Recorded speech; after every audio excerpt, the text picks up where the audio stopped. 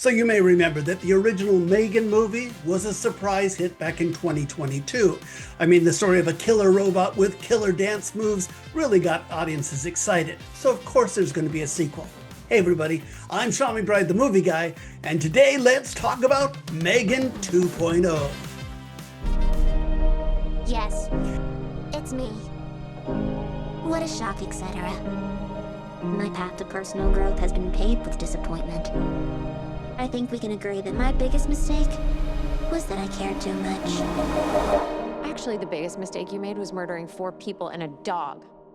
In M3gan 2.0, we flash forward a few years and catch up with Gemma and Katie following the bloody events of the first movie. Now M3gan is dead, or at least she's banished to the cloud, so everything's back to normal, right? Wrong. No, get ready for a bigger and badder version of M3gan. You see, somebody stole M3gan's operating system and installed it in a military-grade robot that's named Amelia. But surprise, surprise, Amelia's gone rogue, and now the only one who can stop her is M3gan. If only she had a physical body. So look, the first movie was a horror film with some campy comedy moments. This one changes genre a bit. It's more of a thriller.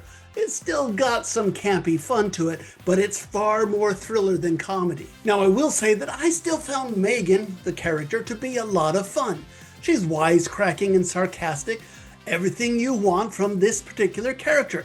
The problem is that she doesn't really get unleashed soon enough here in this story. So we have a lot of plot to get through before we really get to that M3gan goodness. And I mean a lot of plot.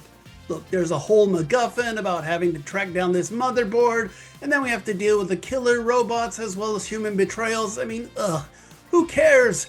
This story is way too complicated, and if I'm being honest, the movie is easily a half hour too long. Part of the problem is the human characters. They aren't very compelling, certainly when placed in juxtaposition to the robots.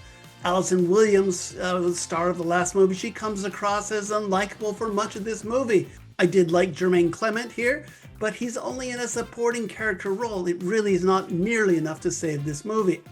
M3gan 2.0 works well enough as a sequel, I guess, but horror fans will probably be disappointed that the film ejects its horror movie basis, and general audience fans will be left wishing that there had been a lot more M3gan and a lot less of the complicated story. Look, it's not horrible, but it's just not the fun, crowd-pleasing movie we were hoping for. So I give M3gan 2.0 2.5 stars out of 4. So this is one of those movies that personally I think would have been a lot better if it had been given an R rating.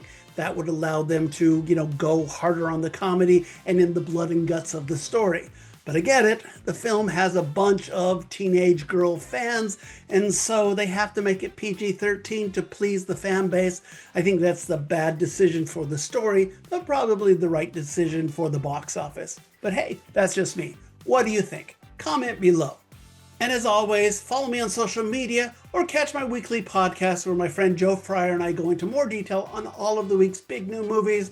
Just search for Two Movie Guys wherever you get your podcasts. Now, M3gan is considered a summer blockbuster, but every once in a while we get an intriguing indie drama thrown into the summer season.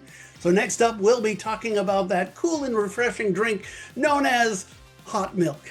We'll talk about that next. See ya.